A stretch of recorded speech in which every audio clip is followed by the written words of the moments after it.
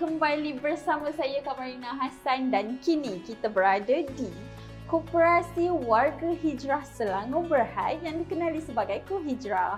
Koperasi ini merupakan salah satu koperasi menerima manfaat program KOT Co-op Tourism. Mari kita bersama wakil koperasi untuk penerangan yang lebih lanjut.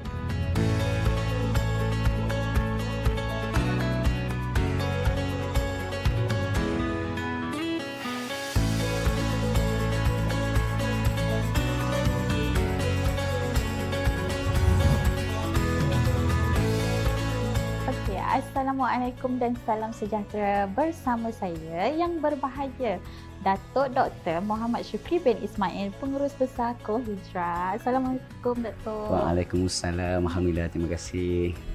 Okey, Datuk, boleh kongsikan secara ringkas mengenai latar belakang koperasi dan aktiviti perniagaan utama koperasi? 2016 kita telah menubuhkan koperasi ini menjadikan hari ini 2026, 10 tahun dah kita. Kita telah menjangkau 10,761 orang anggota koperasi. Ya, 10,716 orang anggota ni pelbagai bidang. Ada yang buat perkhidmatan, ada yang buat F&B, ada yang buat travel, ada yang buat pertanian. Alhamdulillah kita berjaya mendidik mereka dan kita membentuk sebuah koperasi yang berlatarkan usahawan dan akhirnya kita dapat menggerakkan ekonomi di negeri Selangor dan juga Malaysia ni secara amnya dalam pelbagai bidang dan sektor yang kita ada pada hari ini. Ya.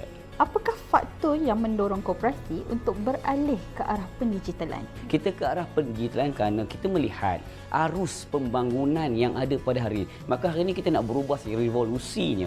Maka dengan gadget yang ada, kita perlu manfaatkan ke arah digital agar ianya dapat membangunkan generasi kita ke arah yang lebih baik, ke arah yang mereka minati. Apakah cabaran utama yang dihadapi koperasi sebelum melaksanakan program KOT? Okey, cabaran kita yang pertama adalah latihan. Apabila mereka tidak dapat nak menguasai program kod ni, maka kita balik kepada IKMA dan IKMA lah yang membantu kita menghadapi cabaran yang berliku itu.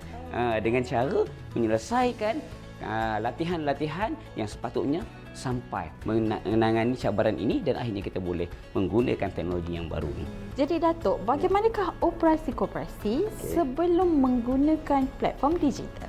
Apabila kita menggunakan kaedah lama, kaedah orang panggil kaedah yang masih dulu dengan dokumentasi dan sebagainya, ianya merumitkan.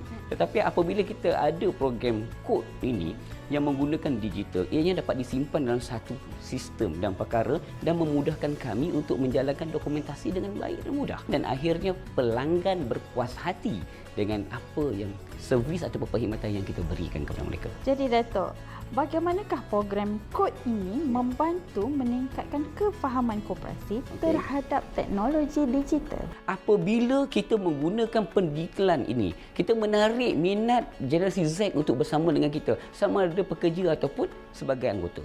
Manfaat pendigitalan yang kita buat hari ini, kita dapat banyak perkara. Perkara pertama tadi, pengurusan kita jadi cekap.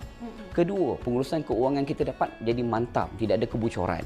Ketiga, kita dapat menggalakkan ramai anggota untuk menyertai dalam bidang pelancongan hari ini. Jadi co-op ini mesti kita jayakan dengan lebih baik melalui kaedah digital ini dan akhirnya kita dapat menyatukan koperasi-koperasi yang ada dan akhirnya akan membawa kebaikan, kemakmuran, manfaat kepada negeri dan negara kita Malaysia tercinta. Okey, jadi itu sahaja soalan-soalan daripada saya. Terima kasih Datuk Syukri atas pengalaman dan juga nasihat ataupun pendapat yang diberikan oleh Datuk. Okey. Alhamdulillah, syukur. Terima kasih Datuk. Sama.